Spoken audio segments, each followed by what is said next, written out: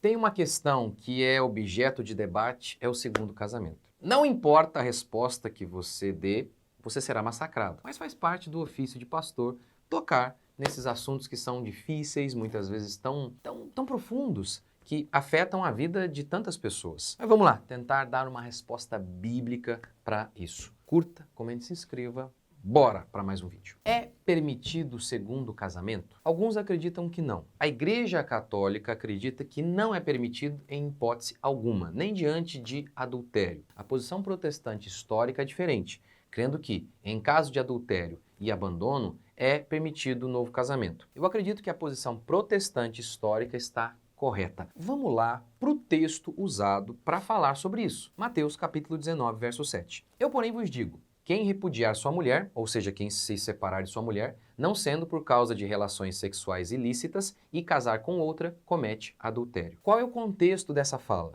Fariseus vieram testar Jesus. É lícito se divorciar por qualquer motivo? Não, respondeu Jesus. Então por que Moisés permitiu? Retrucaram os fariseus. Dureza, por conta da dureza do coração de vocês, disse Jesus. E então Jesus estabelece o padrão. Não pode separar, exceto em caso de relação sexual ilícita. E essa me parece a leitura, a interpretação básica, uma questão de gramática pura aqui, não pode separar, exceto, ou seja, tem uma cláusula de exceção. Diante de adultério, o novo casamento, o divórcio, eles são permitidos. Leia o texto sem a cláusula de exceção, aí fica até mais fácil de perceber. Quem repudiar sua mulher e casar com outra, comete adultério. Sem aqui a cláusula de exceção. Agora vou inverter a ordem para ficar um pouquinho mais claro aqui, colocando a cláusula de exceção. Quem repudiar sua mulher e casar com outra comete adultério. Não sendo, ou seja, a não ser que tenha existido relação sexual ilícita. Dessa forma, em caso de adultério, é permitido o divórcio e o novo casamento. E foi assim que a Confissão de Westminster interpretou. Pois parece-me que é uma questão de interpretação de texto muito clara, mas alguns justificam que não é permitido o segundo casamento. E qual seria o argumento usado? Eles dizem que a expressão relação sexual ilícita aqui é porneia e que se referiria ao período do noivado em Israel, tendo a ver, portanto, com fornicação. A interpretação, então, portanto, seria assim, ó: se um noivo traiu a sua noiva durante o noivado, eles podem se separar. Qual é o problema dessa interpretação? Primeiro, o contexto aqui é sobre casamento, não sobre noivado. Os fariseus perguntaram sobre casamento. Os fariseus perguntaram sobre casamento, mas Jesus respondeu sobre noivado, não faz sentido algum. Segundo problema, é um mau uso da palavra porneia.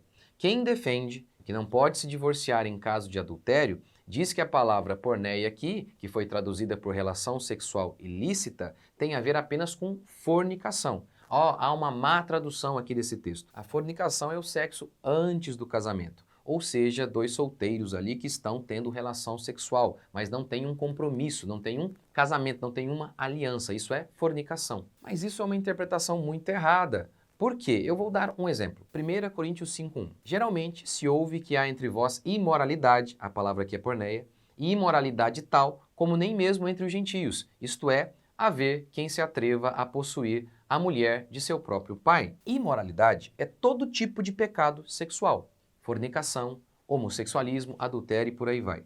A palavra imoralidade aqui é porneia, a mesma de Mateus. Mas qual é a imoralidade aqui?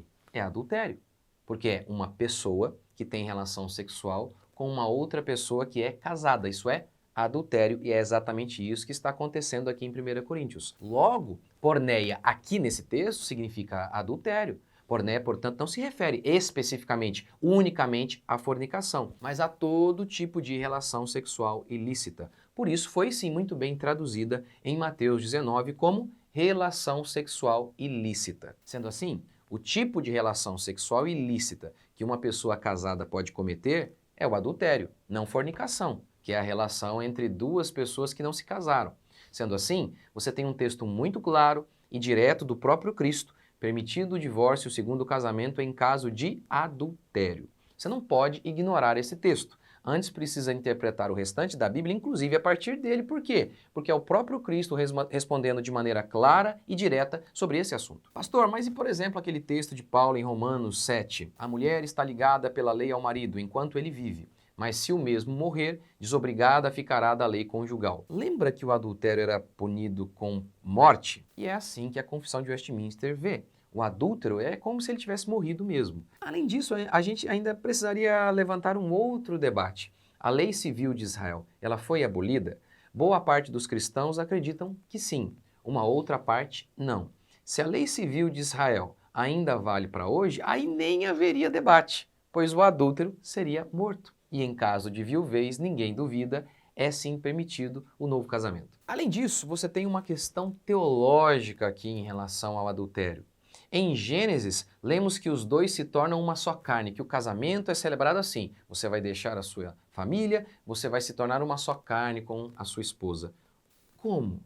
Como? Ora, através do ato sexual. Lembra que Paulo falou sobre o homem que saía com a prostituta? Ou não sabeis que aquele que se une à prostituta é um corpo com ela?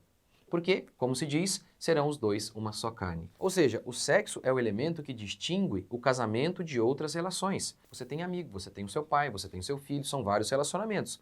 Mas o que você tem no casamento que você não tem em nenhum outro relacionamento? Sexo.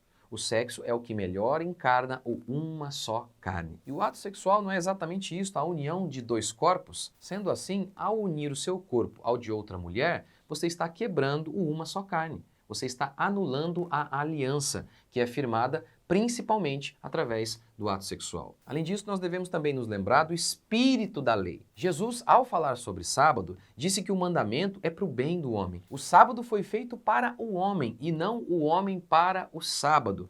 A lei foi feita para o bem do homem e não o homem para a lei. Ou seja, o objetivo da lei é justamente a preservação da vida humana. No caso do sábado, o mandamento foi feito para o bem do homem. Por quê? Trabalhar todos os dias sem descanso não é uma coisa boa. Sendo assim, o mandamento é para o bem do homem. Logo, o que faz bem a uma mulher? Obrigá-la a ficar com um homem que sistematicamente atrai e a expõe a riscos de contrair uma doença. E tem mais, a lei também foi dada para reprimir o mal. Sabemos, porém, que a lei é boa se alguém dela se utiliza de modo legítimo. Sabendo isto, que a lei não é feita para o justo, mas para os transgressores, insubordinados, para os ímpios e pecadores, para os irreverentes e profanos, para os que matam pai e mãe, para os homicidas, para os devassos, sodomitas, sequestradores, mentirosos, perjuros e para tudo que se opõe à sã doutrina. E aqui entre eles está o sodomita aí, que é todo tipo de pecado sexual. Quem ama a lei, diz a Escritura, não precisa da lei.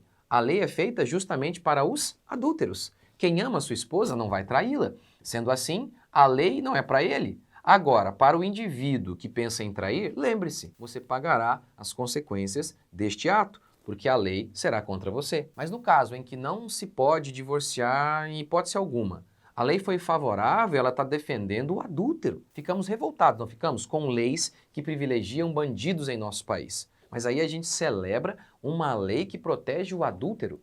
De modo que ele poderá continuar a adulterar e usar esta lei ainda contra a esposa dele, como eu já vi acontecer várias vezes. O cara tá lá, ele é adúltero, é agressivo. É, porque os adúlteros costumam ser agressivos. Acho que é a culpa que faz com que eles se tornem agressivos. E aí tá lá, o cara adúltero, e ele não demonstra nenhuma intenção de arrependimento, e ele cita um pastor que diz que não pode separar em hipótese alguma, e cita para a esposa dele. A vítima, a inocente, não aguenta mais aquilo, exposta a todo tipo de perigo, e ele está continuando saindo contra a mulher e está dizendo para ela, você não pode separar. Vê se faz sentido isso. Vê se isso tem a ver com o espírito da lei de privilegiar o bem, de proteger o inocente, de modo algum. Agora, permitir segundo o casamento não significa dizer que é o melhor.